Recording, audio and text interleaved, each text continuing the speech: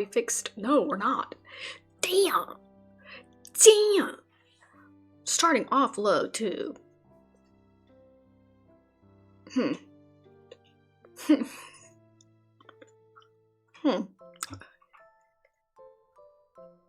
Steady? Steady? Like, my Wi-Fi cannot be that bad.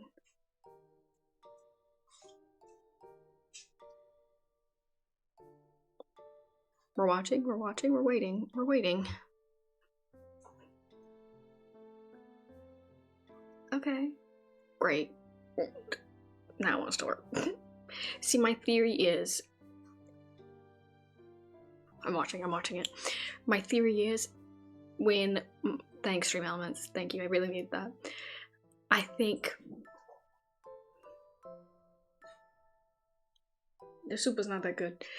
I think what happens is that my computer hates me. Specifically. So.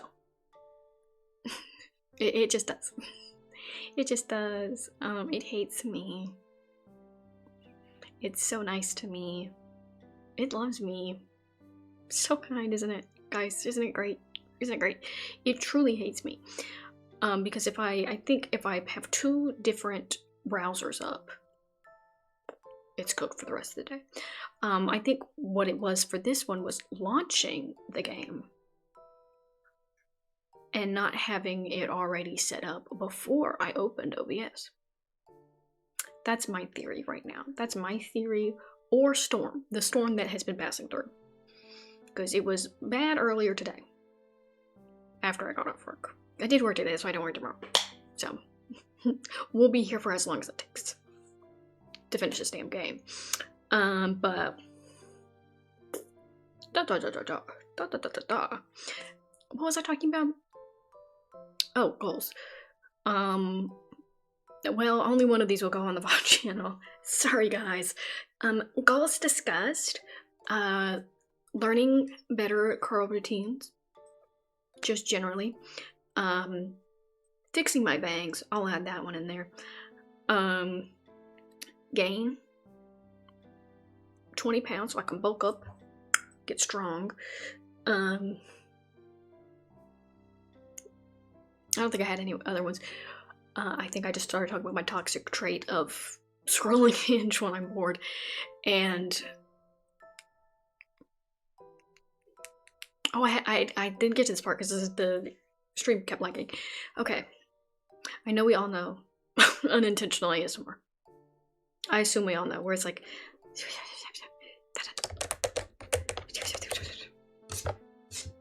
Shit like that. You know, flipping through pages. I love unintentional ASMR. I don't like it when it is intentional because it's just like, I know you're trying. I don't like that part. But when it's like just, you know, run-of-the-mill general stuff, I find that fun and relaxing. I'll just scroll and just let my brain go, you know, like white noise. So far, and don't laugh because I know they're bad. I know they're bad. But I've gone down through 2 different rabbit holes of something I'm so shocked to discover. Just shocked. Just, oh, okay. So there's one that is so unintentionally ASMR, but I have no clue what the fuck is happening. There's someone who's doing, you hit it with your toy, who's trying to do a hoverboard. With a toy skateboard, a lot of slime, and foam, and these are all meant to represent something. I don't know what it is, and everyone in the comments is playing along. Like, actually, if you go to the 4th dimensional quantum rift, you're not accounting for the 5th jump in time leap mechanics. Okay, and you've been doing this for 5 years? What? And I just keep scrolling. Because I'm just like, surely at some point one of this thing, like just a sentence is going to make sense. And it's yet to happen. It's yet to happen. I went as far to go on the website. And you'd be shocked that why am I shocked at AI songs when it comes to this, I don't know. But they were there. They were there, and also you could buy one of the prototype models of the skateboard covered in slime or foam or Play-Doh. There's a lot of them. You can sit up here with me. Would you like to sit up here?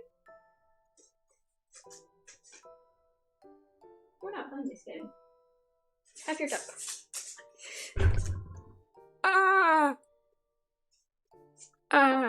No, wrong way.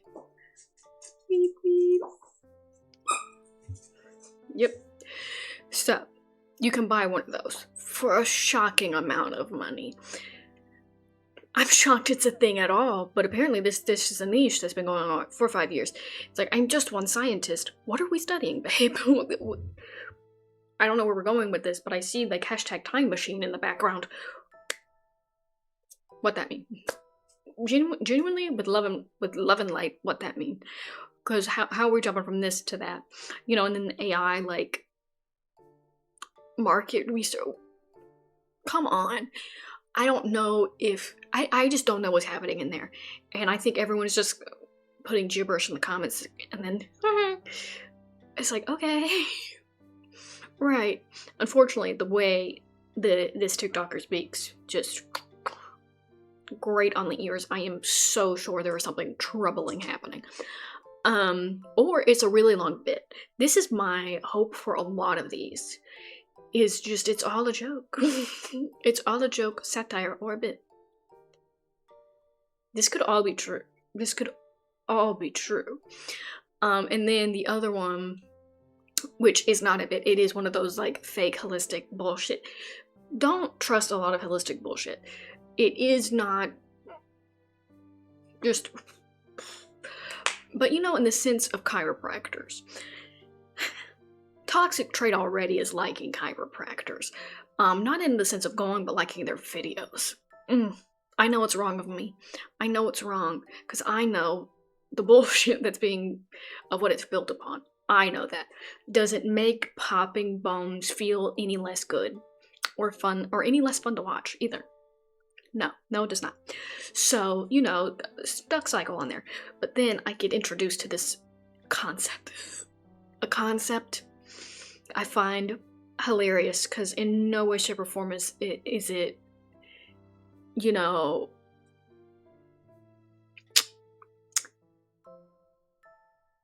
great. I'll put it that way. Because there's other ways this term is being used, and there's one with like physical therapists where it's like actually like massaging certain parts of the muscle based on certain reactions, but that is based on how the muscle itself reacts. This adds a new level of what muscle testing means, and it's so fascinating to watch, where they get vials of substances, okay, and it's like dry dairy, and they're like, okay, if you have a reaction to your arm while I'm pushing down on it, this means you are lactose intolerant, and also we can give you supplements, and that won't matter anymore. Okay, I'm sure that's how that works. For sure, that's how the enzymes in your body function. And yet it's so entertaining to watch. Because sometimes I'm just like, I wonder if they're acting, you know, if they tell them what stuff they're gonna do, or if like it's just like love of the game, like just guesstimations. And I can't get mad when it's dedication to the craft to a level that is like, oh, you do this all the time. Honestly, I have to respect the commitment at a level of that. Does that make it not sound? Does that make it, you know, great? No. I know it's toxic that I keep watching these, because I start picking up on when two different ones start saying different things. Because sometimes it's, if your arm has no reaction, that's great, because it means your body is able to fight off that thing already, so it's not having any reaction. But then sometimes, like, well, if your arm goes weak, that means it is having a reaction. Can we pick one? Pick! It cannot be one or the other. Well, it has to be one or the other. It cannot be one and the other at the same time. It just can't happen like that. Because what? And that's like, I'm not saying like some holistic stuff doesn't have merit to it, because some does. But, you know, sometimes it is divorced from the original way that has merit. And because there's some with like the acupuncture points and the actual physical therapist that actually it's like, yeah, that makes sense. But then there's ones where they bring out the vials and they're like, okay, I'm going to place this supplement down onto you. Your body obviously knows, based on this external pressure, what this actually is. That's how antibodies work, obviously, in your body. And that's how you know which of our daily supplements you have to take every day for $50. Each one, each supplement, $50. And here's your little supplement cocktail. Unfortunately, I have to keep watching it. Unfortunately. Like, I really do. It's so bad. It's so bad. I watched for like 30 minutes someone doing a virtual one on their dog. How does that work? Now I want you to tell me how the fuck that works. How are you getting from there? Because if you know, you can lie a lot. You can lie a lot. And, you know, if you have the person with you, you can be like, okay, this is how that works. This is what's happening. And then going like, actually, we can do it virtually. It actually does not matter if your muscle is in there or their muscle's in there. It's just the electromagnetic fields.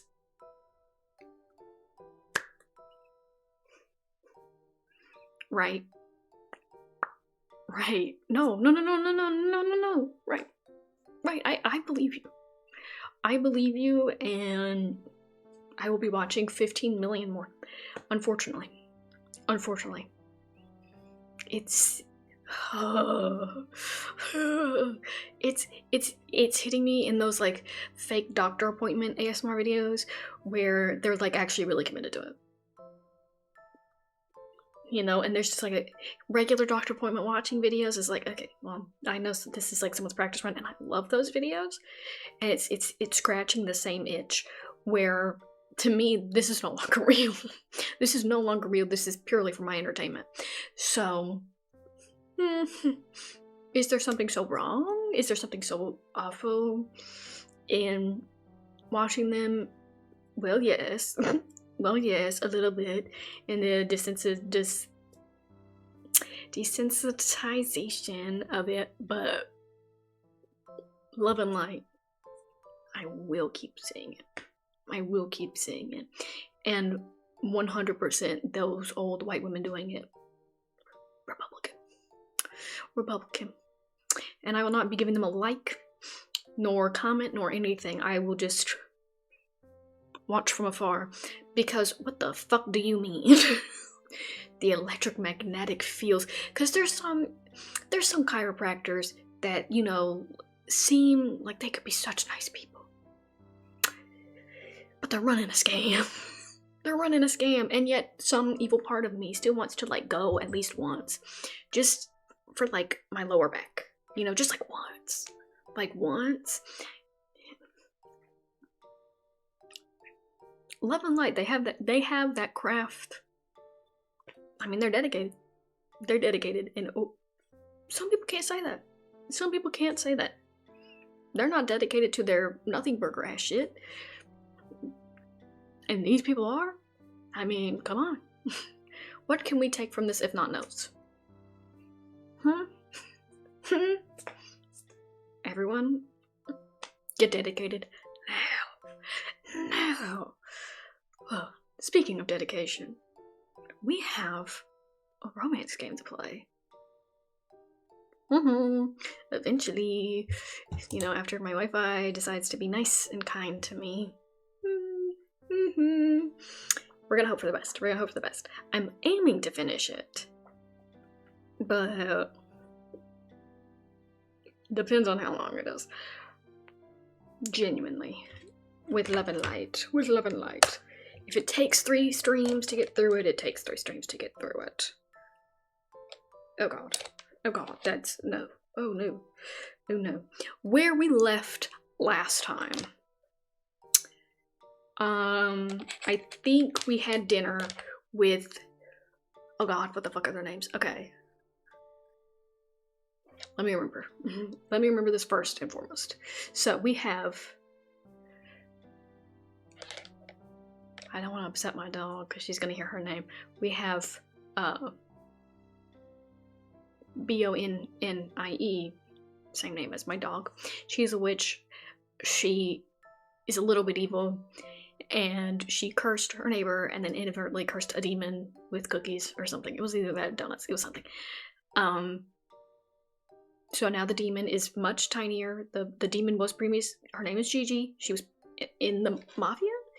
And they are basically already dating. They're roommates. They've basically been dating while trying to get this curse gone.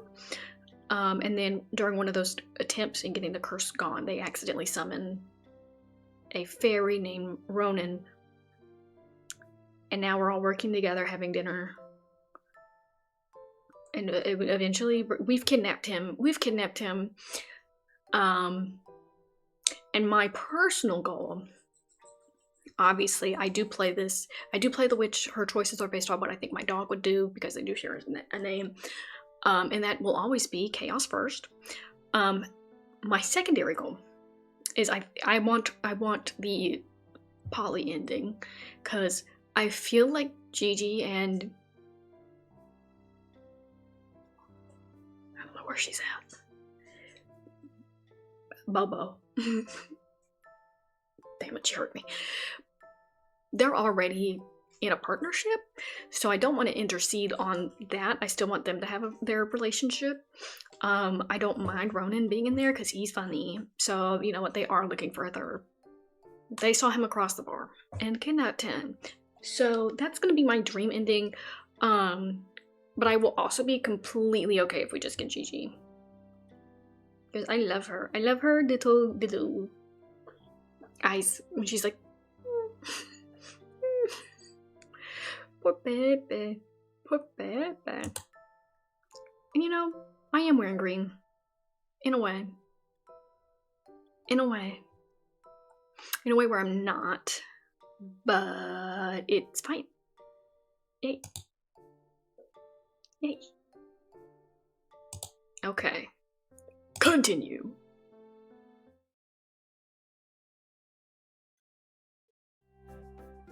Okay.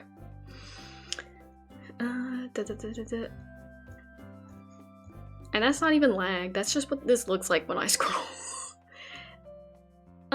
I did prioritize Gigi a lot last one, so hey Ronan, hey Diva. You find Ronan sitting back, a sketch pad propped up on his knee as he places confident, swooping lines across the page. He raises his gaze as you approach, eyes lingering on the magical flower still propped in your hair. You've been taking very good care of it, I see. Your gift from Gigi. Technically, it was a gift from both of you. I feel like that will nudge us towards it. I don't want to lose a single petal. Of course, it's one of nature's gifts. It's a gift from both of you. Duh. Well, your seeds grew the flower, so technically it's a gift from both of you. I suppose I did help. In a way, my favorite phrase ever. In a way. So long as you don't diminish your demon's efforts. I would never. I've taken to drawing it, actually. After much study, I can see why it's a rival for Fairest Rose and Olive Fairy. I love the ombre hair. Oh. That might have been mentioned while I was gardening with Gigi. Well, I hope you defended my claim. You are overwhelmed for a moment with the memory of Gigi placing the flower behind your ear. I mean... Oh my god, what was it? Oh yeah, we damn near tripped. And then just... the stupidest shit ever, but it you know what? It's lesbian, so it has swag. So literally, like, climbed beneath her. It was like, whoa, suave, great, you know, great moves. Hilarious to think of how the fuck that happened, because falling backward, then in front, up here, all the way over there. I know Gigi ran. Did a somersault and then landed in the mud. just to save. Just to save her. And what can I do if not respect that? I'm meant to be mad at that? No. To me, it's very obvious they're in a relationship.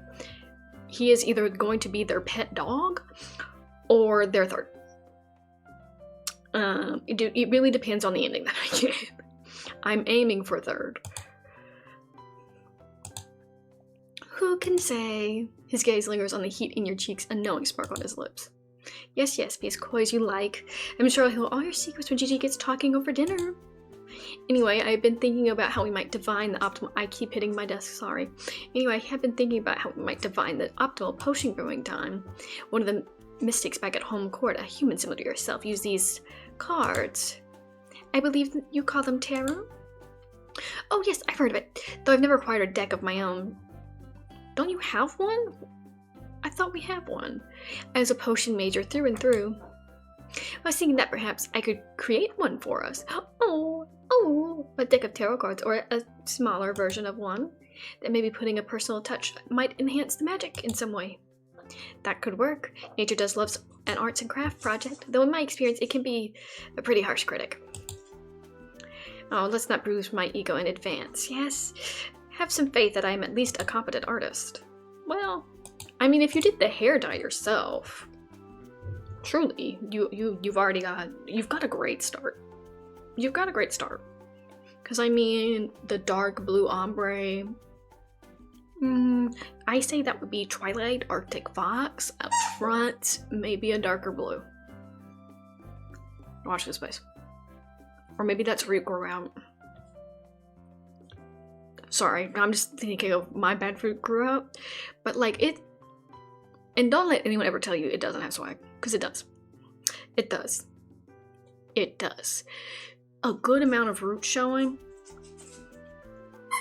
It has heart. It has charm. Anyone who tells you differently wants bad for you. And the wind beyond any— oh, and that your what? And that your magic is strong enough to guide the cards in the wind beyond any critical evaluation. I hear you are its favorite.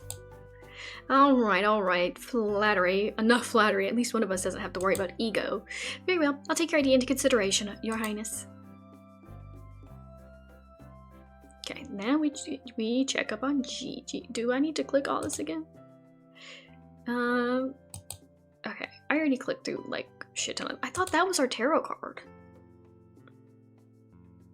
A book of tarot nestled into your we have one.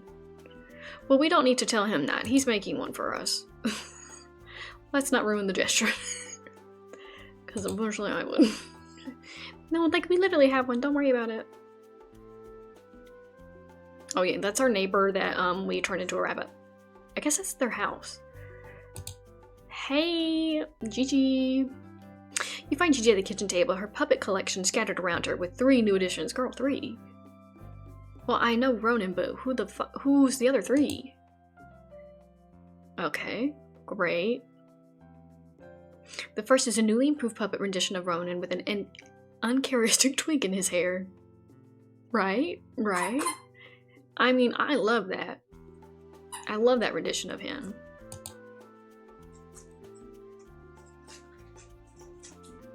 What? Oh, okay. The other 2 include a distinctive shape of large lava turtle, an equally large dog. Its large black eyes and red fur remind you of a certain demon. Oh, like a hellhound and lava turtle? I'm trying to imagine how lava turtle would work.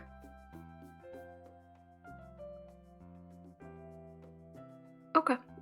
And you know what? I pictured it. I pictured it, and I got it. Those are adorable, Gigi. I'm sure Ronan will be especially happy with the upgrade.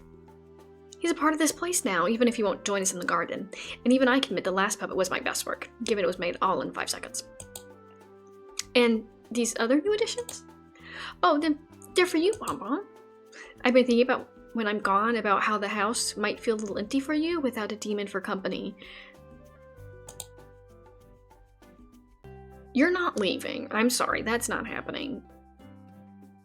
as much as I'm sure this level of situationship is possible, I simply refuse. I refuse. On behalf of this witch, on behalf of my spirit of dog that is possessing her, that's not happening. I'm not allowing it. Commit or break up. My opinion.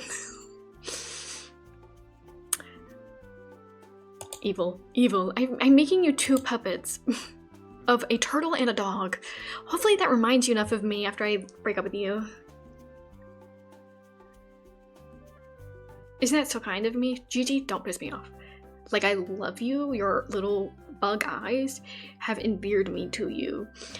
And also your hair. Love orange. But if you act stupid, you're gonna piss me off. Yeah, I'm gonna give you a puppet. Instead of just staying. Instead of visiting. Gigi, don't piss me the fuck off. Like, I will be pissed off. Thought that maybe I would leave some cute things for you to fill the void, like that pet you were talking about. Please don't piss me off. I'll cherish the new additions. You won't come back for date nights. They'll make a poor replacement of you. Good thinking. You don't want Heron getting bored. What would my dog say? My dog would love a toy, to be fair. And if you aren't aware, my dog is currently possessing the Green Witch, just because they have the same name. It did happen. I'll find a way to reverse that spell some way, somehow. It just makes it fun for picking things. I don't pick what I would pick. I pick what my dog would pick. If she were a real human girl. Yeah, and you know, straight to business. You won't come back for date nights? Does that mean you won't be coming back for date nights? Well, I wouldn't say no if you would have me. Would you have me? Your mind tries and fails to avoid thinking about the garden. Oh, wait, it's not puppet night without you, because who the fuck is going to use the puppets? Who the fuck is going to use the puppets, Gigi? You are the puppet person. How the fuck do you imagine that working? Anyway, these puppets have me thinking. We always perform at night, right? Because you said the wind likes starlit production more than sunny ones. I know you get annoyed when Gus moves the curtains, but I promise that's nature's version of applause. And I'm grateful to have an enthusiastic audience member, especially when it gives a hint towards our ritual plans. Maybe its preference for starlight isn't just for entertainment. Maybe the stars could help us show the right day for this ritual. You mean like constellations, literal guiding lights. It's how people have traveled on this plane for generations. Why not use it for to traverse fate too? Color me intrigued. Alright, I'll get your proposal some thought. See, I don't like that you keep making me pick between them. Stop. Stop, you're making— I don't know which one to pick to get the ending I want. What I need to make tarot cards is kidnapping common. I mean, we're gonna ask all the questions. What's life like at the court? What's life like back in the real fairy court like, Ronan? Even just the Moonlight Court in particular. Honestly, rather boring. There's always some scheming for someone else's rise or fall from grace, always plots and machinations and a little bit of treason to add the mildest bit of seasoning. I don't think that's what people usually think of as boring. At least not me. Well, good enough if anything, it'll seem boring eventually, surely, and I'm bored of the same old Fae games that repeat without passion century after century. I don't know, I've been doing the same thing every day, day in and day out for the past couple months, and well, I haven't got bored, not while Gigi and you are here, not when I have company. I suppose I did say passionless repetition earlier, didn't I? And I would rather not describe you as passionless, Miss Bunny, not in the latest. Which is to say, I've not found my time here boring. It's been fun. And we're in agreement, Your Majesty. I hope we can continue to have fun while you're here. I look forward to it, my dear. Aww. Slut. Sorry. I'm sorry. We'll ask that last. How do princes spend their free time? How does a prince usually spend their free time, you know, when not trapped in a witch's cottage? You know, when you're not kidnapped. Usually a prince should occupy themselves with making allies among court, gathering their social and political power to help in future machinations. But such things bore me. In reality, I spend much of my time hidden away in the casting a striking figure as I stare piercingly at the moon. I don't think people usually describe themselves as casting a striking figure.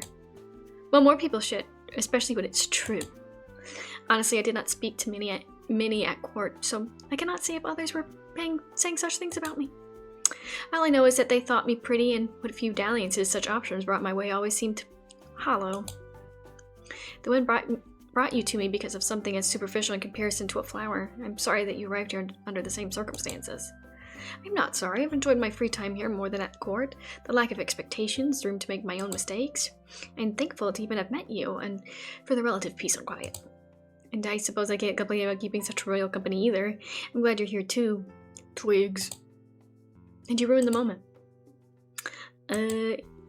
Is kidnapping common? I feel like he said that it was. So is kidnapping really such a common occurrence in your court? For my sisters, yes. They often run off to get into squabbles with other courts that result in a few political prisoners being taken here and there. Then they come back and brag about their daring escape or how much Mother bargained for their release. Having not been out in the heat of battle myself, I have never had such an opportunity. That makes these circumstances so novel to me anyway. Your home sounds very chaotic, huh? It is. I think you'd fit right in. Very true. What exactly do I need to gather to help you make some tarot cards, like paints and stuff? Good quality cardstocks as usual. I do have that. As for paints, I prefer to make my own. If you could just gather some flowers. Okay, that works. Didn't you say you aren't very familiar with tarot? Yep. Let's add some reading on the topic to your list as well, please, and thank you. Okay, chat later. I do have cardstock. I have paper somewhere. Just we need to brush up on your— oh, it's a book of tarot. Ooh, it's like a guide. Okay, that makes sense.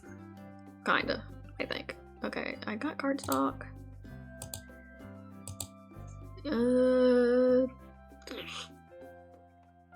What the fuck is that? I don't know. We'll do Ronin's this one time, cause I didn't do it last time. I feel bad. Okay, well I need a flower. Hey Viva. Oh, your face is all wet from what? From your soup. Don't do that. No. Bad bumba. Bad bumba. Ow. Ow. Hit my nose right. Hold on. We gotta figure this one out. Okay. Because I had the headphones stuck under the frog hat, so this is a struggle because now I can't get up. Okay, ready? Go. Go. Okay, we need a rose. Would it be in the garden? Oh, no. Here? Oh, there we go. Yes.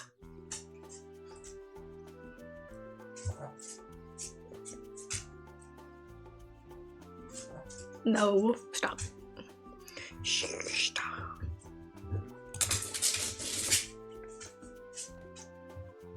I wonder if with these games they actually make a platonic and I've wondered.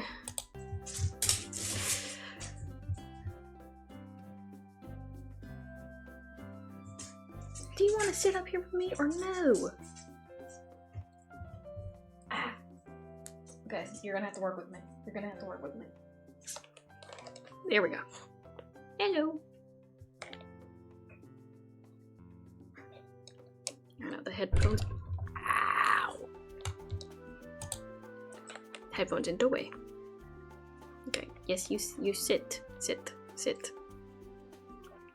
You are on my leg. I gotcha. There we go. Yes, I have all the items.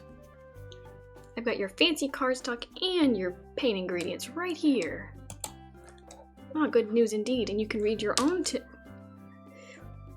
tome while I create my paints. Yes.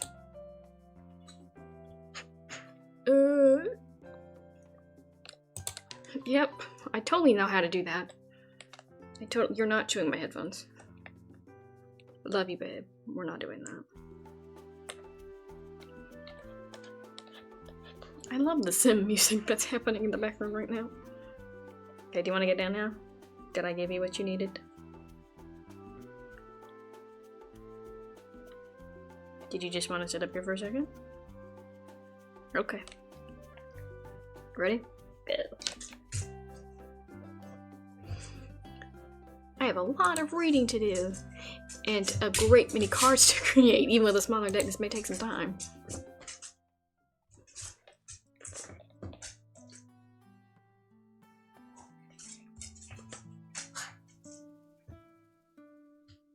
Stop bringing your toys so far away from me, then I could play with you.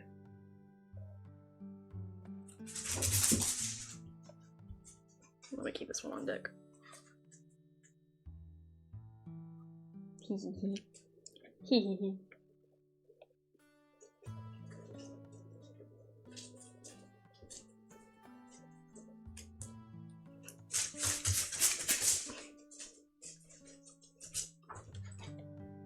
She's so big. She's so big. She gets one good toy. Okay, whatever. You settle down beside Ronan in your study, surrounded by your gathered papers and his freshly concocted paints. He takes to his work quickly and easily. So absorbed in his sketches, you almost feel like an intruder in your own study. The sensation is unnerving when it comes to mind, instead of a thrill that he has his place here in your home. What? Oh, the sensation is not so unnerving when it comes to mind. Instead, there is a thrill that he has a place here in your home. For the fused. What the fuck does that mean? For the first few hours, you pass the time reading your guide to tarot, absorbing information that is familiar in theory, if not in appearance. But soon enough, you turn to the last page. After that, you pass the time by observing Ronan as he paints. Aw, Bob Ross. 1, 2, 3, 4. Sometimes you have to do that. The little pinch in his brows he focuses, the careful yet confident movement of his hands. Every minute to detail seems to become a vivid and entrapping in the quiet between you. And each newfound fact only seems to make him more handsome. You know, I haven't been sure what to think of you these past few days. You almost startle as he breaks the careful silence around you. He's still drawing. You and Gigi seem so close. I always worried I was intruding. But somehow this home of yours, it's cozy. I feel welcomed, despite the lack of feathered mattresses. I want you to feel at home. If your back hurts, we can find a new hammock. I told Gigi the lavender would work. I'm glad to know my home is fit for a prince. Now what would my dog say?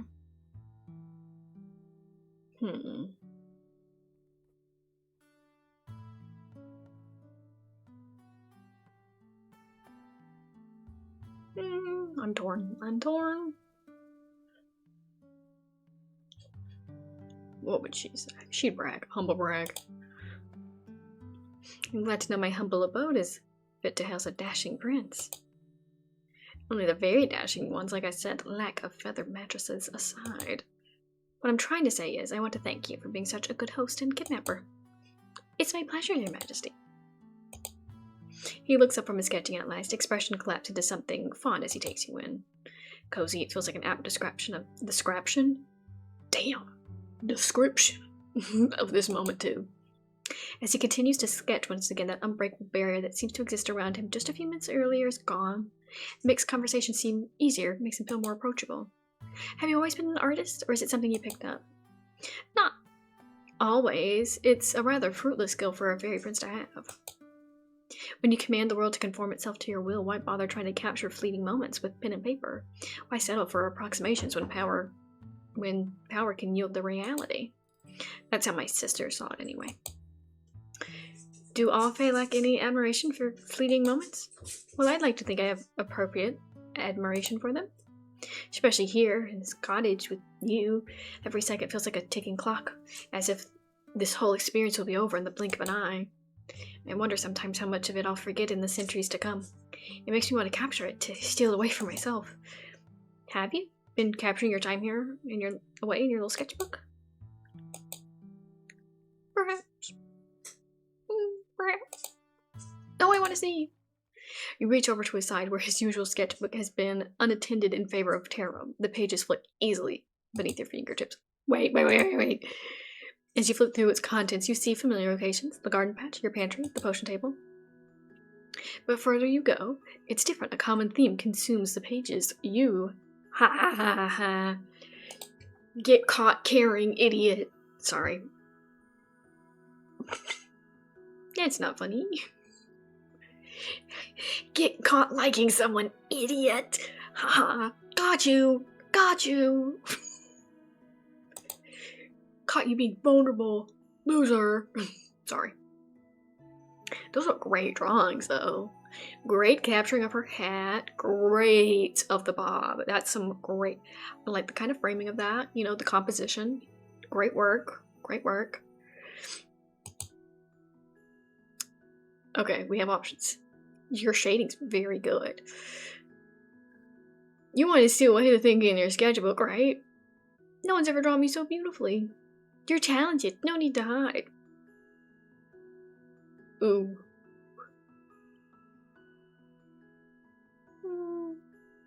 I'm torn.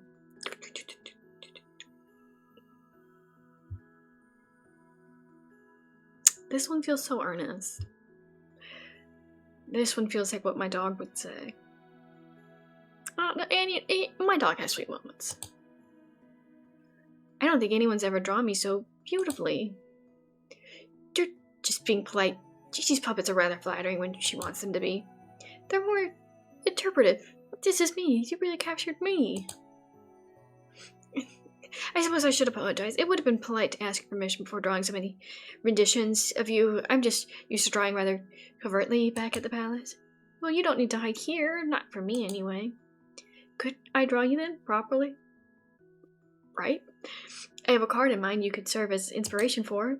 I have no objection, but I can't promise to be a very agreeable model. I fidget. Then I shall save the best for last. Try to relax in the meantime. It won't be anything too intense, I promise. You watch him work with renewed vigor throughout the afternoon. Carefully cut pieces of card pass through his hand, graced with lead and a delicate layer of paint before they're set aside to draw it. Girl lead? Girl lead? I thought that wasn't safe to paint one. Did I make that up? But I mean, this is fairy and witches, so you know what? Maybe they're fine. A modestly cut deck is... What? Sits drying. Damn. Damn. With how little I have to get this, guys, just forgive me if I can't read. The light dims around you. You're barely paying attention to the art itself, too focused on him, the spark in his gaze and the loving attention of his craft, unrelenting in all these hours. Time for the final card. Damn. Took a while. He turns to you, posture laced with anticipation, and that one last blank card in his hands. You thought it might be hard to sit still, but the time past has lulled the both of you into an easy rhythm. Are you paying him for this commission? How would you like me? There's a drawn-out science board. He manages to reply. Well, just where you are is fine. Try not to pay me too much mind. Even though you're sitting in a familiar room in your own home, it feels different. You're comfortable, but every movement you make feels like it holds immeasurable weight, drawing the heat of his gaze. Try as you might, you can't help but notice it. Sharp and focused, it lingers on every part of you, tracing a burning path. It leaves you feeling studied, seen. Like a work of art. The curve of your jaw. He leans in close as he mumbles words. And exactly how we did with Gigi. If the opportunity presents itself. We move. Hand twitching as if to reach forward and run his finger down the very portion of skin. Instead, he leans back again, quill falling to paper. There's an unfamiliar intensity to the act, one that mounts with each stroke of his quill for what feels like hours. The other cards did not take this long. Was it this intense with Gigi? We need this equal. We need this equal. When he pulls his paints and smears some on his cheek.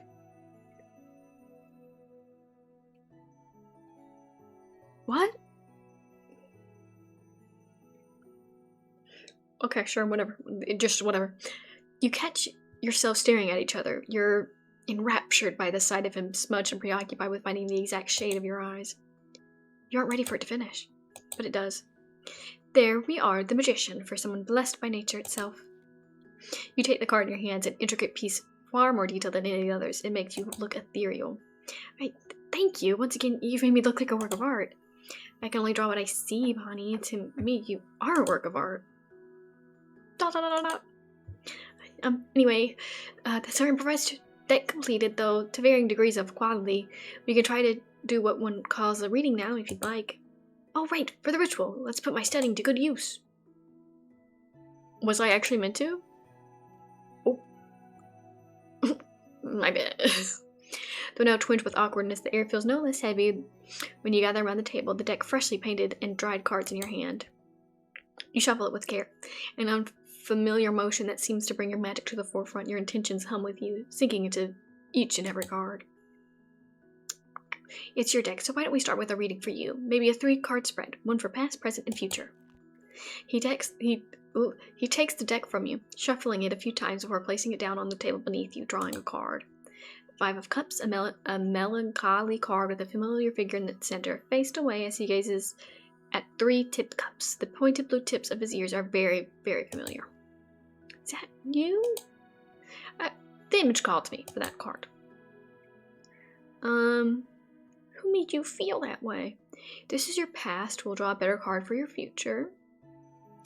It's not as handsome as the real thing. You didn't capture your cheekbones. We'll keep it cute and simple. The card represents your past and all things you can leave behind it. We'll draw something happier for your future. Leave behind? I like the idea of that. Even if you make embracing new things sound easier than it is. Time for another card. I want to see my present. He pulls another card from the deck. This time very familiar. The Magician. Oh, it's me this time. He chuckles lightly, the breath fanning your cheek as the two of you stand close, leaning over the card. Past, present, side by side. The cards are being very literal today. They maybe give us something useful for divining the ritual date. Maybe they will. You both reach towards the deck at the same time, jolting as your fingers brush over the surface of the final card. Okay, the scene was not this long. For Gigi, favoritism. Favoritism. Oh, damn. It floats down in front of you, tauntingly slow as you both recover from the unwarranted reaction. The Lovers. Now, the Bob. Now, he has blue hair. And bangs. He just doesn't have a green fit. We have a Bob, though. Is that us? No, his figure's from a fairy folk down, that's all. The blush that stretches over his cheeks to the tips of his pointed ears tell you otherwise, as does the fact that he won't meet your eyes. I was thinking about the ritual when I pulled it, I swear. Alright. You reach up, gently wiping away a little bit of paint still sitting on his... Okay, but why did he put the paint in there? Why did that happen? His breath catches. I know, we'll figure out this clue together. By Tatiana, you're so... Tatiana, Ronan, you're a genius! I am? Yes, she's part of a constellation in the western sky, the Lovers, and Gigi was talking about reading the stars earlier. Finally, taking astrology 101 is about to pay off. An old fairy tale of past monarchs. I suppose that is fitting. Once again, very literal, but fitting. He reaches out the card, drawing a finger over its painted surface. There's something melancholic to his gaze in that moment. He almost looks disappointed. You shuffle through your belongings to find your old star chart, scanning the loose sheets until a familiar face script calls out to you. This must be it. The constellation should be visible in a week's time, according to these charts. To think that the ritual will need to happen so soon. And I'll be home soon after. Ah! Didn't mean to hit balls. Right. Short and sweet kidnapping, just like you wanted. He watches you for a long drawn-out moment, face impassive, just like I wanted. Okay, so here's the thing.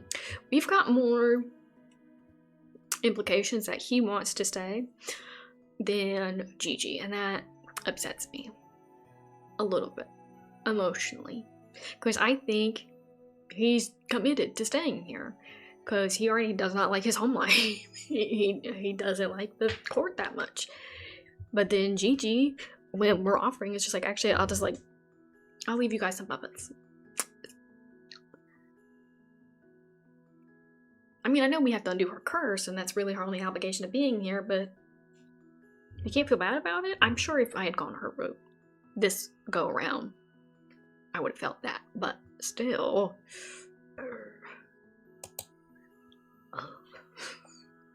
Just like I wanted. Well, why don't you go tell Gigi the good news? I'm sure she'll be excited. That's one way to describe it. I shall do as you request. Before he leaves, you feel his gaze lingering on the cards you pulled. On you. Aw. Sad elf ears. When you're well and truly alone, something gnaws at... I know that is not how you spell gnaws. And you reach out to pull one final card from the deck. The Fool. Well, now you just know what I mean. Idiot. Loser. Tired from the day of observation, you head to bed early while Ronan informs Gigi of what you have divined. It's only when you gather for breakfast the next morning that you're able to gauge her reaction. 1 week? I didn't think it would end so soon. Great. We need more implications from her that she does not want to leave. The cards could always be wrong. No, Twigs, I trust your sketches. You've got that fey intuition for magic. One of those rare occasions where I find it less satisfying to be right. It does feel rather soon. I don't know if I'm prepared to do another ritual in just 1 week. I'm happy to lend you my magical expertise as well. That's very kind of you. It's just, this all happened so quickly. Your two guests share a look before they turn to you. Time has certainly flown. I suppose I should be happy to have such a successful kidnapping on record, but I wouldn't have minded another week or two for my reputation, of course. Maybe I could kidnap you when I get my demon form back. Oh, could you hold me one claw while climbing a tower? If so, I am enticed by the offer. Is that a fairy thing? Does it give you more kidnapping points? Well, no, I read about it in a human book once. Oh. Don't compare Gigi to King Kong. Is that what they're thinking? Is that what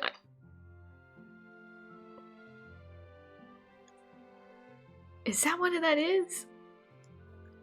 Because that's the only thing I can think of when he's like in one hand up a tower. We don't have to do the tower thing. Is that what it's referencing?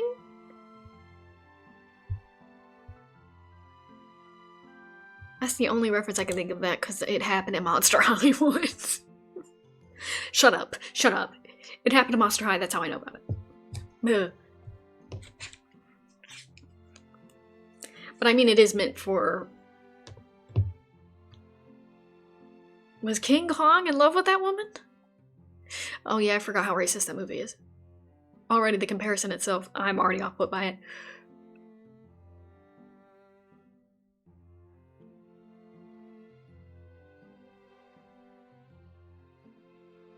Is that what it's referencing? Ronan, shut up. Shut up, you're losing your points. You're losing all your cool points. Hold on. It's going to be that. It's going to be a reference to that. Maybe vaguely. I'm gonna say hashtag vaguely, because look, as much as I love the new Godzilla movies, rewatching the originals of the Monsterverse. I love how I'm putting in Godzilla and King Kong as if those were originally in the same universe. They weren't. They weren't. But still. If that's a reference to something else, please, someone else, tell me. Because I'm just like, Ronan, I mean, oh, God. We would have to do the tower thing. Maybe it's like a dragon scenario. I don't know. I can't believe how time has flown either. It feels like yesterday I stumbled to Harold's cottage and made the hungriest mistake of my life. Does that mean you'll be more careful in the future? I don't know. It still led to some good moments, depending on how tasty the next mistake is. Looks, I'll take that as a no, then. As their banter dies down, they both glaze tentatively towards you, waiting for your response. The words and your emotions swirling together, a truth rings clear in your mind, your heart feels impossibly warm, and it's evident to you now who you are so grateful to hold dear.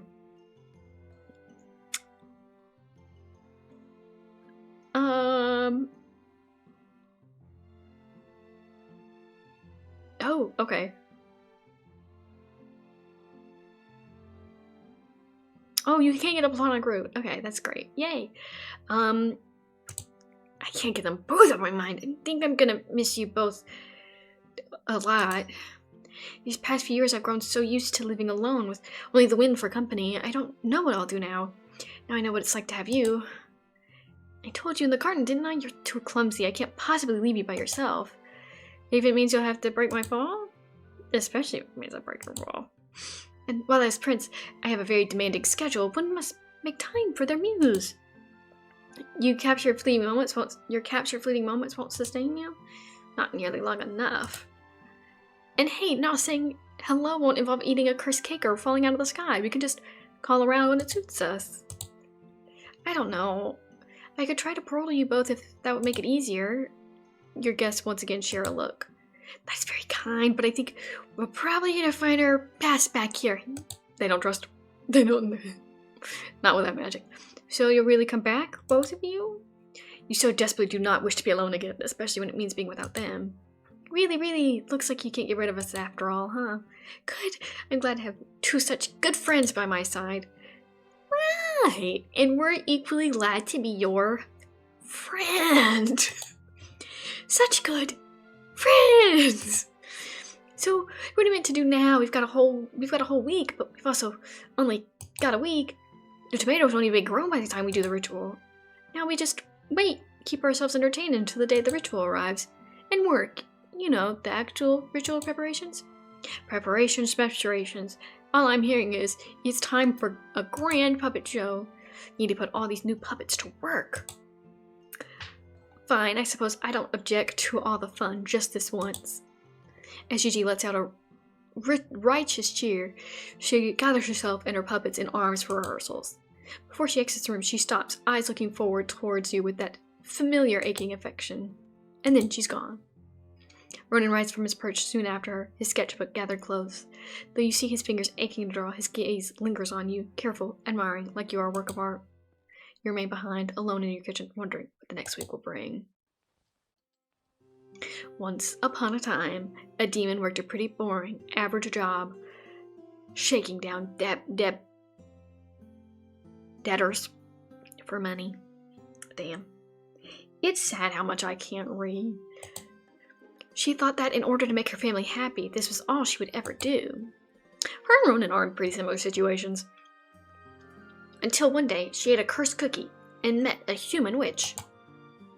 Oh, that's me! The witch was clumsy, but kind, and offered to let the demon stay with her until the spell could be reversed. During that time, they became good friends. Best friends. But little did they know their home would soon grow. Wah! I'm a prince! Wah! I do not sound like that. When summoning a spell component for their ritual, they instead received a handsome prince who offered to become their friend on the spot. I suppose the handsome redeems you, even if that's not quite how I remember it. They welcomed him into their home and began to work in earnest to reverse the demon's curse. The witch and the demon took to her garden, working hard in the soil to grow their pressure-brewing components from the earth. And though the witch was clumsy enough to fall, her demon caught her, safe and sound. And I was grateful to be caught, even though I'm definitely not clumsy. I say that the witch doth protest too much. I've heard the phrase from Twigs. Disaster averted, they took out the seeds the fairy visitor had given them. And through the immense power of gardening and magic, they turned it into a magical flower that would solve almost all of their problems. Component acquired, the three spent their days together enjoying brunch and puppet shows galore, but the ritual still weighed on them. Finally, they sought out the means to divine the ritual's fate. So the witch and the prince took to pen and paper to create a canvas of truth to read from.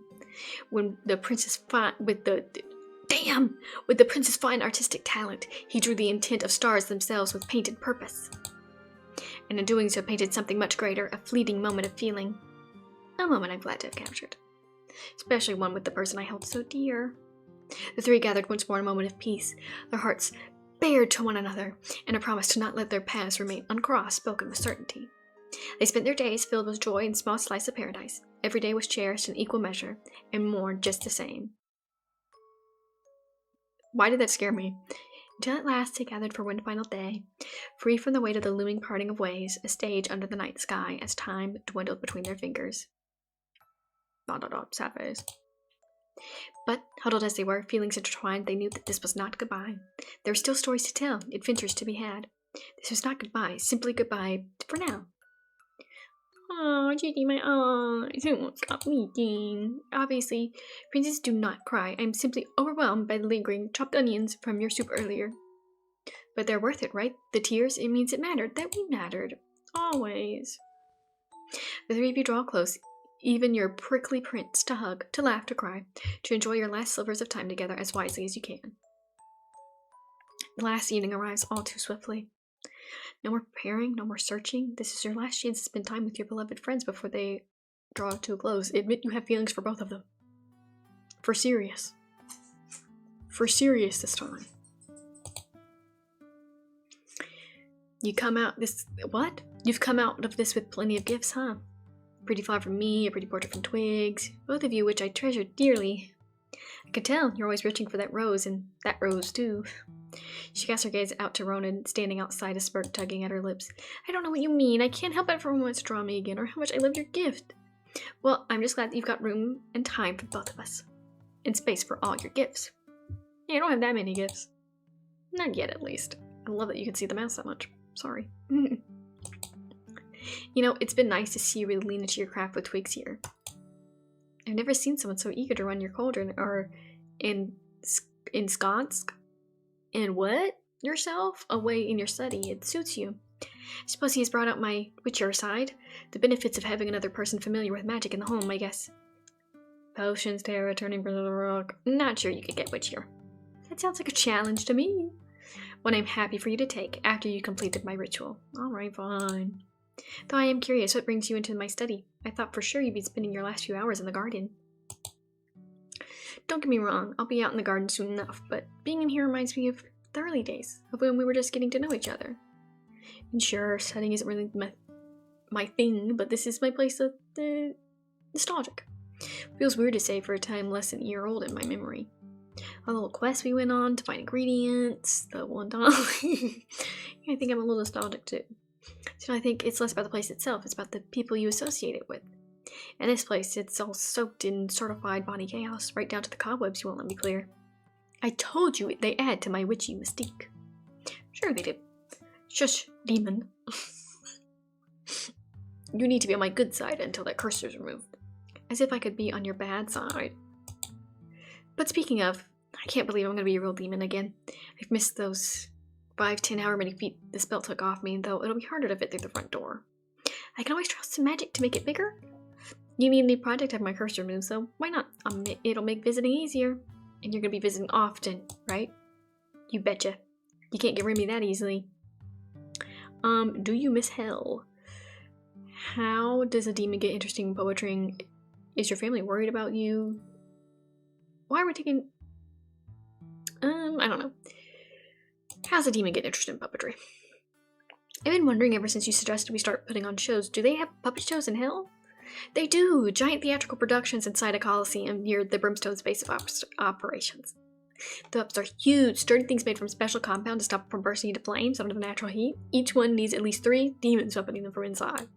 It's the kind of thing that takes your breath away and is impossible to take part in. The puppets are expensive and the actors are all grand kids that guard your demons without bills to pay. Well, even without training or experience, you took to your craft very quickly. Yeah, having these little hands in an atmosphere that doesn't set cheap craft material on fire helps. Alongside, you know, having an incredible assistant. That kind of flattery is appreciated and encouraged. Maybe I will buy you more glitter. You have some very sparkly puppets to remember you by, Mom. Do you miss hell? Do you miss hell? I know my conscience must be very different from what you're used to. I think everyone misses home when they leave, regardless of if it's their first time or the 50th. I miss the heat, the smell of my aunt's cooking, all the familiar faces I saw every other day. I miss a lot of things. I'm sorry, it's my fault, but this isn't my first time being away on a job, you know. Being a little homesick is a very familiar feeling. That doesn't mean I'm not enjoying my time here with you, learning to find this place familiar too. Really? You're not just trying to cheer me up, are you? Trust me, when I get home, I'll be waxing poetic to my family about the smell of freshly cut grass and the little tunes you hum when you're poring over your spellbook. I hum? You do, it's cute. Let's have a hug. Gigi, can I have a hug? She does not hesitate to pull you into her arms. As usual, she is warm, her large arms holding you just tight enough to feel loved rather than smothered. You think for a moment that she was made for this. Thank you, Gigi. Anytime. Chat later. And where is our good oomph? Please, like he's my friend. Is that not the bed? Why is he in the kitchen? Girl, it's late. Where are you?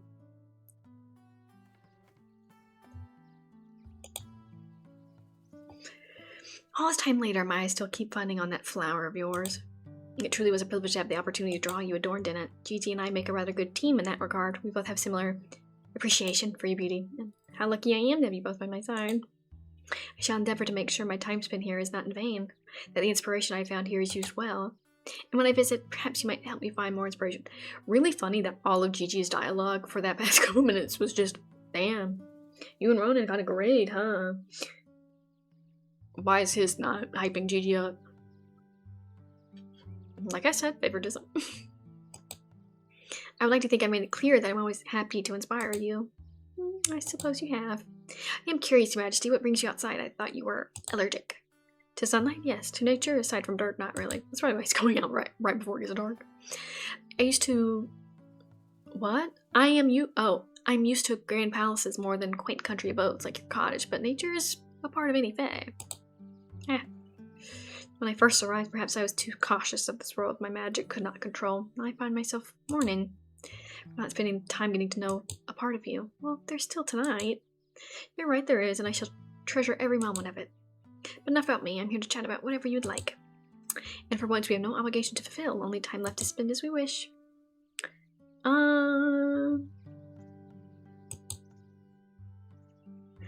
How do you think your family will react? You know, when you finally arrive back home. You mean when I tell them how I created a magical deck of cards which held the power to gaze upon the threads of fate? I don't think they'll react very much at all, for I don't think I'll tell them a thing. You won't? But I thought that was your whole motivation for staying here. It was, yes, at first. But now I've come to regard my time here as precious. And much like my drawings of you, I do not want to share such precious things with them. They are stolen off for myself. Besides, withholding the truth will frustrate Orlath just as much as being the center of an exciting tale, and that is enough to satisfy me.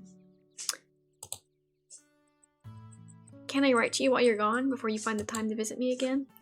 I'd be most flattered if you did, Miss Bonbon. After all, some of my favorite tales are in nature. I don't know if I can manage a grand narrative over some letters, but I can give you some stories about Harold and magic and mishaps. The latter two tend to go hand in hand, and I shall read every single word. Go in, dear.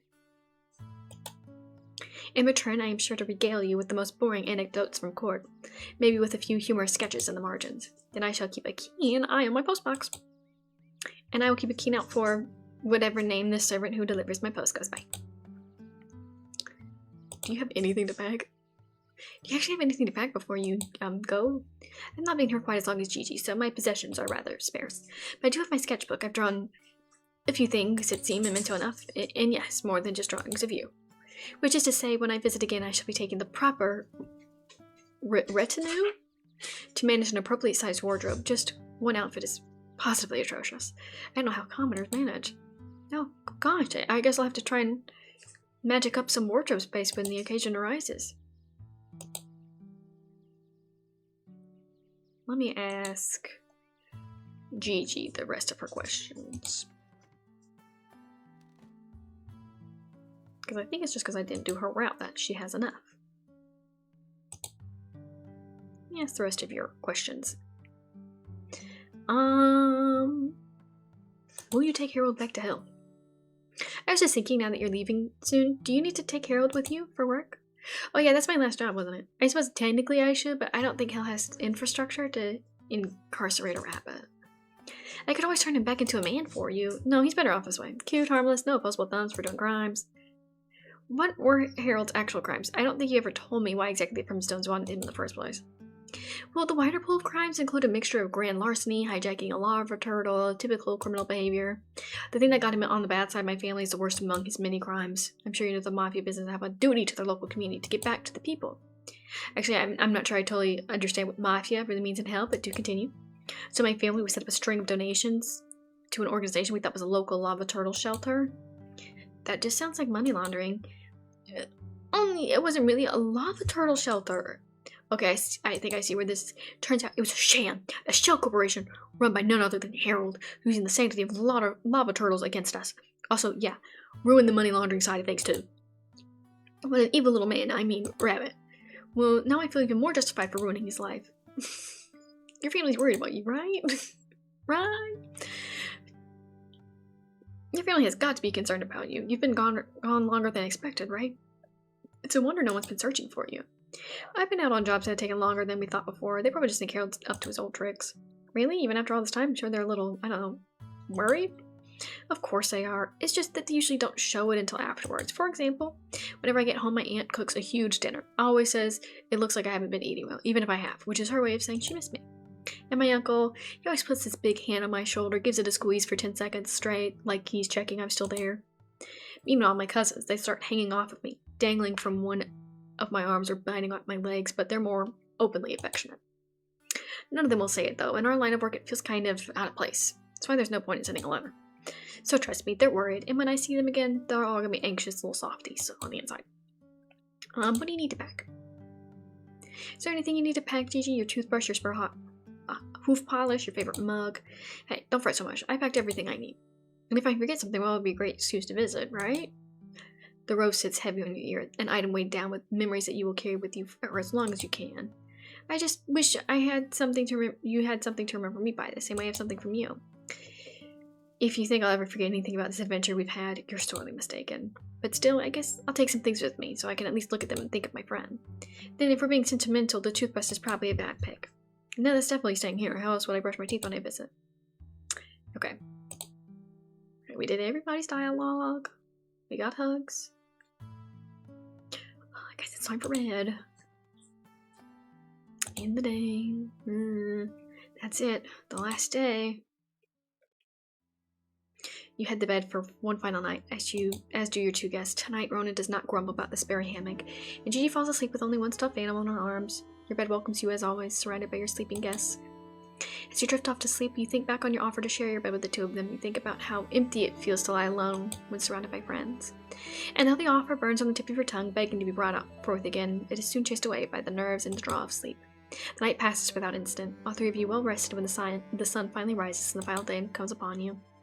Soon enough you set to organizing, pulling components from your cupboard and doing the last preparations in your cauldron. Gigi carries anything heavier than a scroll to the garden, her shoulders as tense as the muscles in her arms. Right? Ronan sorts through the components, brows creased in concentration as he prepares to help you draw your final sigils. As though they are doing it all in aid of your spell, you cannot help but wish you had spent that night together instead. Lunch is usually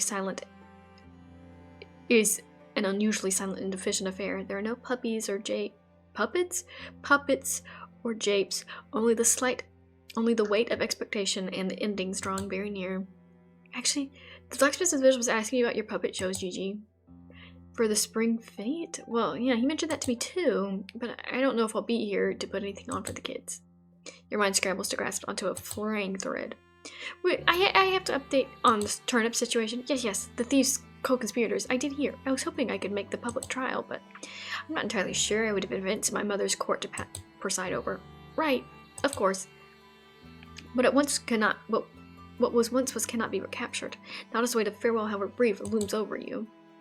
Until finally it is time. The setting sun makes its farewell to give you to the... What? The setting sun makes its farewell to give you way to the constellation of Titania and Oberon, the lovers in the night sky. It watches over all of you. A shiver runs through you, a latent magic lingering in the air that tells you are right. Tonight the ritual will be cast. I don't know if I'm ready. Really ready. Gigi stands at the edge of your salt-drawn sigil, the look in her eyes distance and her fists clench. We need at least one actual love confession. Unbidden, you can't help but step forward toward her, a hand reaching for her cheek. When it finds purchase, her eyes slide shut, face leaning into your palm. You're gonna be fine, Gigi. Nothing's gonna change, at least not in a bad way. Not when you have me. Her whole body relaxes in, eking through the simple process of gentle touch and gentler words. When her eyes open, they focus on you, only you. Okay. With you, I'm ready. You weren't nervous because of me, were you? Because you think I'm gonna mess up? What? No. It's just in the garden you were right. I am clumsy, really, really clumsy, and it's my fault you got cursed in the first place. But you've been so kind to me in spite of it all. I don't want to fail you, Gigi, not this time. I'm sorry, I didn't think my teasing could hurt you. In my eyes, you're so incredibly brilliant. To me, your clumsiness isn't a flaw in your curse. It brought me so much. I know you might not believe in yourself right now, but that's okay, because I'm here, and I know how amazing you are. I know you're gonna ace the spell, because you're Bonnie, the most incredible witch I've ever met. Have you met a lot of witches? Please don't get jealous right now.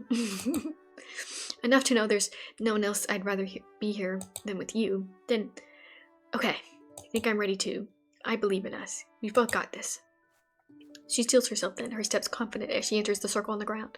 Saw itself trembles as she does, already anticipating the magic, eager to feel the air. Ronan, do you have the extract? Your Fae visitor steps forward from where he was waiting patiently. Organized collection of your components to hand. Right here. He passes you a vial of ether rose extract so carefully gathered from the very garden you stand near.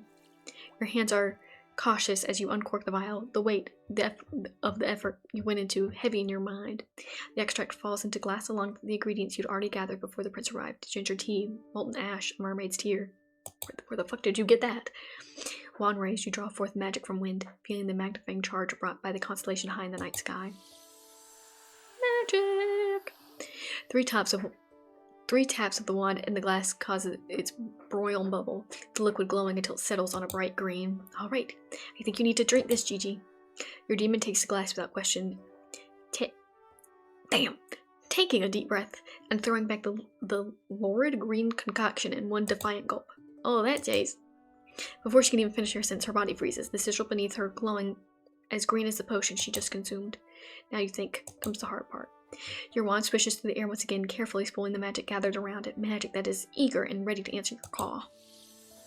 Magic! Oh, square. Square around the wand. Sorry. Source secured, you focus that magic forward into the sigil to charge the salt. It glows brighter, a mist of green beginning to emanate from Gigi, whose form flickers in the light. The effects of the curse are beginning to eke away. But the spell continues. You feel the demand on the magic it requires growing, faster than you could draw from around you. The curse that has solidified its hold over your friend for months now will not so easily release its grasp. Just as your body begins to weaken, your legs threatening to crumble beneath you, a warm hand lands on your shoulder. The shiver that runs up your spine is as much as an indication as the familiar presence you feel at your back that this can only be one person, Ronan. Well, I could tell it, because he moved. I may not have your natural rapport with nature, Bonnie, but I do have our connection. You may not be able to turn to face him to see the look upon his face, but you feel the warmth of his gaze all the same. I mean, this fuck-ass smile? I don't think we need to see that at this moment. Take a piece of me and use it as you desire. Okay. The warmth spreads through you, a flood of unfamiliar magic that sparks in your veins and bolsters your own tenfold. And with that aid, you push through, his magic tipping the scale in your favor. The cloud that surrounds Gigi begins to emit an impenetrable green mist as the curse is drawn out for good. Her form, left behind, starts to flicker rapidly before it is consumed by a flash of light. Damn! Damn! She tall! She's tall as fuck! As your vision begins to clear, the ground beneath you shakes. A giant roar echoes through the sky, causing nearby birds to flee in an equally loud chorus of flapping wings. Finally, before you, you see Gigi, 20 feet tall, with terrible claws and teeth. She's grinning from ear to ear, a giant, terrifying demon. Haha, it's been so long since I felt like this. I'm never complaining about my sisters making me feel short again. Gigi, you look incredible.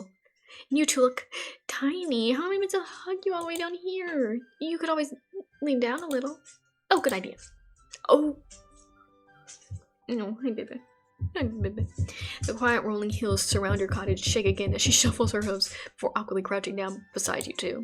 So we're gonna have to figure out some logistics of this, but it's okay.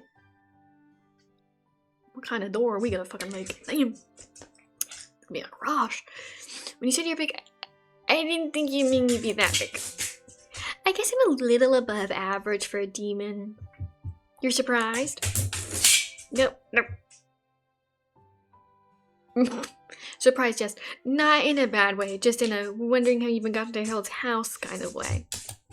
Hi, Pippa. Am I the one pondering the hand-holding logistics among other things? We'll get that in a minute, Twigs. But more importantly, are you feeling alright? Better, more like yourself? Which one do you want, me friend?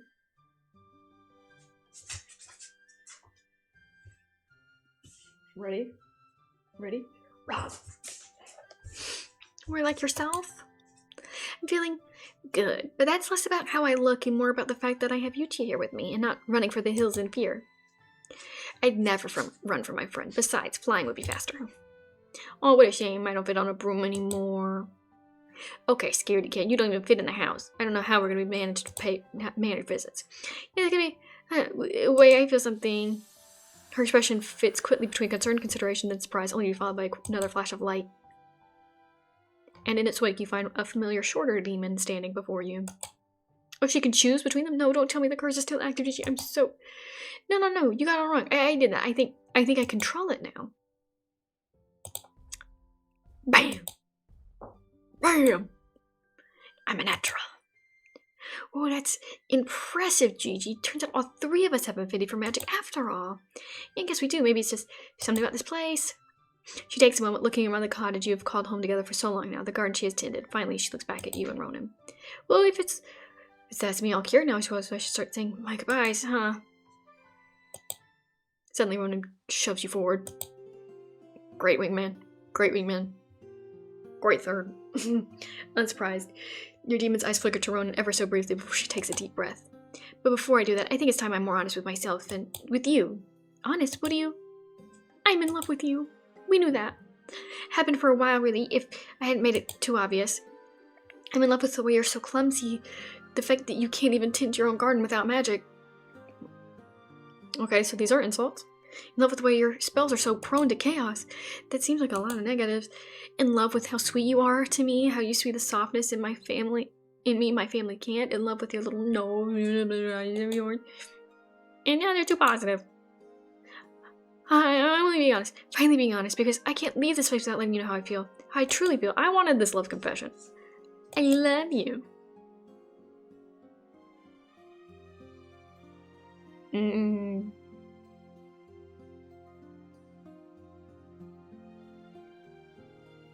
Damn. Her made me pick between them? We're gonna confess love. I love you too. You're the best friend a witch could ask for. But eventually you were more than that. I don't know what day it happened or when my feelings changed. I just know that they did, and I've been so scared to say it out loud, scared of change. I did think when she was like, yeah, I love you. You're the best friend I could ever ask for. End of sentence. No! That's not what I meant! That's my terrifying thought. And I'm sorry it took me so long to be able to say it too, to say it back. Oh. Her arms wrap around you, pulling you up and twirling you through the air. When she stops, you're breathless in his arms, her face close enough to feel a short breath across your lips. Enough talking. Mwah! And then she kisses you. Glad we still got one. It's a moment that has crossed your dreams in many months. A thought that seemed too akin to fantasy to bring into the daylight with you. But this moment is no fantasy. The feeling of her in your arms is real, too warm. It's too real, too warm. The rapid breathing of your heart in your chest, all too alive. When you finally pull away, the breathlessness still entirely too eager. You're left to satisfy yourself only with the disheveled state of her hair and the magnetic look in her eyes. Reluctantly, her arms around you loosen as she gently lowers you to the floor, but her touch, much like her gaze, lingers. Then she smirks, gaze locked behind you on your fey visitor, a rather bashful Ronan. Alright, Twigs, don't you have something to say too? A deep blush rises to his cheeks, just does yours. He's been there the whole time. Well, I suppose I do. Alright, enough time wasting. You better have a speech prepared, Your Majesty. This time, Ronan is the one manhandled, though he does little complaining. Now attention is turned to me. I suppose it's only right I take my turn. Where to start? Over the course of the past few weeks, Bonnie, I have come to know you as a person, as a witch, as a friend. His eyes start back to Gigi, who gives him a sharp nod and thumbs up in return. See, they're great. This is great. This is great for them. I've always wondered what the world outside of my home would look like, what beauty I would find, what stories I would tell. But I could never have imagined a story like the one I found here, or that I'd be feeling as I do now. You have reminded me of every fairy tale I thought fiction, every work of art I assumed too perfect to drown from reality. Your magic mishaps are as endearing as the earnest manner in which you embrace others in your home, especially as endearing as you embrace me. As such, I would like, similar to our dear demon, declare my intention to court you, if you would be amiable. If both options still end with kissing, we are going to say yes, we agreed to be courted. Yes, Your Majesty, I would very much be amiable to being courted by you. Oh, good. He reaches forward, taking your hand gently in his. Cheeks flushed, he stares deeply into your eyes, attention rapt, and then here she goes, over here. Happy to be third. Happy. Then, if I might take such liberties. Come on, Twix, kiss her already. His cheeks only flush further. She's right, this is the part where you kiss me. Why do they get more lines? This favoritism toward Ronan is not fair. His breath catches in his throat as he pulls you closer, the rapid beating of your heart tittering dangerously beneath your fingertips. Then, courage gathered, he finally kisses you, unsure and sweet. His hands are a feather-like touch, as though you are the most precious thing he has ever held. And in his arms, you might as well be. Every gentle press of his... Okay, again, this is so much more descriptive than Gigi got. And then Gigi's just over here on the side. Thumbs up. And Gigi, you're gonna have to ask for the favoritism back. But you know what? You've been the favorite for months. So, maybe it's fine. Maybe it's fine. Magic sparking to your fingertips. Just as nature itself answers the whisper upon your lips, now so does the Prince of Fairy, smitten beyond words. When you finally pull apart, the only thing the two of you can do is laugh. There is joy, palpable, boundless joy, sitting in the air between you. When you finally pull away, you look between your two friends. They seem rather unfazed by each other's proclamations. Is this okay with the two of you? Courting the two of you? Did you not see her doing a thumbs up? Well, we had a conversation the other day while you were napping after lunch. I mean, obviously we gotta talk about it with you as well, but we thought we should smooth over a few things before we get to that stage. And I like Twigs. He might be a prince, but he ties it up after himself and cares about the important things in life. Art, fun, and you. And Gigi is an admirable demon. Her grasp of dramatic storytelling is something I rather find enthralling, and clearly she means a great deal to you. I mean, this is all assuming you're okay with giving this a go, courting him and dating me. I'm not entirely sure I know what courting involves. Do myself either. I am okay with giving this a go. I like you both a lot. And even if we don't know exactly how it's going to work, I'd like to give it a go, a proper chance. We'll figure out the appropriate way to keep everyone happy, I'm sure. There are stories to draw from, conversations to be had. I don't know. A little conversation out for today. Surely there's something better we could be doing than talking. How scandalous. I didn't even say what I was thinking. The grin of yours says plenty. I don't know what that word is, so I'm not going to try. And you're not exactly objecting. And neither am I. Gigi laughs, tugging the both of your hands as she pulls you toward the house. Yay, come here, you two. Let's have some fun. Yay, threesome. It takes a while for the three of you to find a way of life that works for you. Ronan needs his space, Gigi needs a tidy home, and you need a healthy dose of chaos every once in a while. But somehow, you find a balance that makes it work. Your home, your relationship, once again settles into something comfortable, something full of life. When autumn finally comes to greet you, your time is carefully spent between brewing potions for a nearby village before the winter and spending time with your beloveds, though they have found ways to occupy themselves without you. I can't believe a real fairy prince is raking leaves in my garden. And I can't believe how many keep falling everywhere. Can we get mommy to ask them for help? That's not the point. We work hard so we can appreciate what comes after. And what, pray tell, comes after? This! He has little time to react before she's tugging at his wrist, pulling him close and jumping into a carefully gathered pile of leaves. They scatter into four winds, the garden a mess again. It's to this scene you finally exit your study after a long day of brewing. Your two partners laughing on the ground, start staring up at you. Hey, looks like we both fell for Bunny. Well, it wouldn't be the first time. I see the two of you have been working very hard, almost as hard as me. Ronan casts a sheepish glance at the newly scattered leaves, but Gigi only grins. I think you both deserve a reward. Well, we've been working very, very hard. A debatable statement, but I won't object to the offer nonetheless. You reach out your hand, one for each of them to take. When their palms grasp yours, a sense of rightness consumes you. Come on, let's take the evening just for us. When you look between them, there's only affection, endless, pure affection. And it is that aching affection that binds you to what comes next. You land, aw, that's so cute. You land beside them in the leaves, bathed warmly in sunlight by their sides. Gotcha. Ronan, you two, what can I say? You two bring out some of that fairy chaos in me. I suppose I don't mind. Not when I have you both. God, I can't read. Not when I get to be here with both of you. So you lie there together, the three of you bundled in slowly waning autumn light, another moment of joy that echoes all those that have come before, and the many that have not yet come to pass. Oh, oh, oh. With two partners, you have even more in-laws to keep track of than your average person. The Fate Court had little expectations for the youngest prince to return with a grand tale, but Ronan took joy in surprising them with little snippets he was willing to share. His sketches told a story of your adventure together that enamored his critics, while yours and Gigi's antics endeared you to the little more chaotic side of courtly politics. His sisters were, surprisingly, rather impressed. Meanwhile, your trip to hell was a relaxed affair. Gigi's large family gathered to cheer for curse and the love that sought to break it. Though they could not entirely understand her desire for a quiet life in the mortal world, they understood that she had found a place where she was happy, and that she helped kidnap a prince to obtain it. For a demon, that is, at last. That, at least, made sense. Yes, life was a little chaotic with 2 hands to hold and 2 hearts to love, but regardless of which plane you crossed on any given weekend, whose turn it was to do the dishes, one thing was guaranteed: delightful, colorful chaos would follow in your wake. Ending 3, A Courtship of Ice and Fire. Oh, that's so cute. That's so cute. I enjoyed that. I wanted the super amazing polyamorous ending, and what did I get? The super awesome polyamorous ending. I will say, the favoritism toward Ronan. Okay. Can we not get 1 million pages of backstory for Gigi? I know that she likes puppets. She likes puppets in the Mafia, does not think her parents or family would understand certain things, and they hide each other's feelings from each other. Feel like we could have gone a little bit in depth on that, but that's okay. We got them both. Hoorah! That's a win in my book. That's a win. A win for thee is a win for me.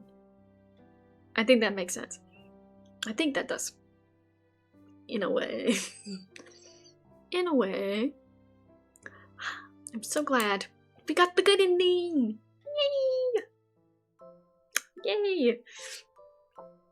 Oh god. My leg hurts. Yay! I don't know what I want to. You biatch, you're eating my hair tie. It's fine. I'll live. I will live and learn. It's fine.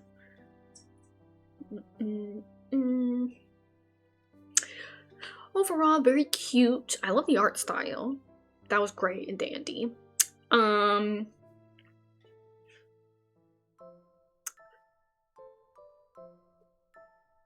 Could we have made Ronan non-binary? I don't know. I feel like we needed a mix-up. Add some they them pronouns in. I don't know. Or maybe we could have picked. No.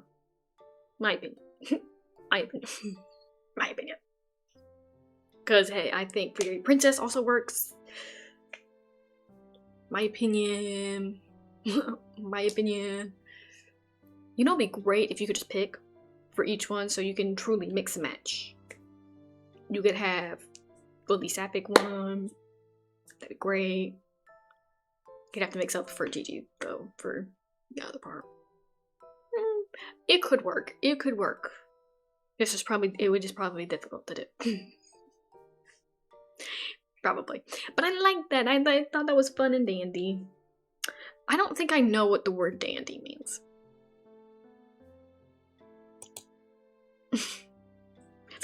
And yes, I am Googling what dandy means. Is that a word? Word.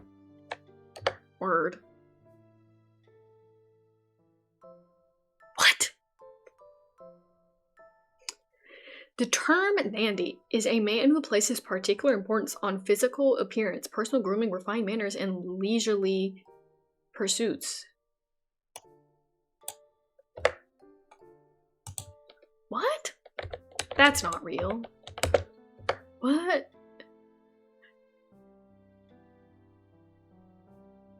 Oh, it's a musical. Okay, fine and dandy. Used to. Okay, well, I guess it's an idiom then. I didn't know dandy had an actual meaning. I thought it just meant, okay. Yay. Because I know Randy does have a different meaning, and I only know that from Buffy the Vampire Slayer. Could you imagine if they had vampires in this? Whoa. Anyway, I love this art style, so I want to see anything, if there's any more that the studio has made, because I really liked it, and plus it was simple. It was really cute, really simple, in that I was not worried at any point that I would end up not getting the ending that I wanted. Once I know that this is an option, I knew how to get there. I wonder if they got somewhat nerfed with a bit of favoritism because I did that route. And if I maybe just did the full route for one of them, I'd know more about them. But I think I still knew enough. It's just, sad face. I'd love to know more. Does that make sense? Love to know more. Anyway, I thought that was fun. I thought that was great. I don't think anyone else is live at 3 o'clock in the morning. For me. Probably not. Let us see. Do I see anybody live? Oh, no I don't. Okay. Well, that's okay. We're gonna end it off here, folks. I have an attempted YouTube video I need to edit. Probably tomorrow. So, we'll see about Thursday and Friday. Tentatively, we'll see. If I never edit that YouTube video, well, that's also a possibility. So, we're chilling, we're having an awesome time, and it's been a great night. I loved having you guys here to enjoy this polyamorous supernaturalness with me. Alright, I'm gonna end it off here. I will see you guys next time. Bye!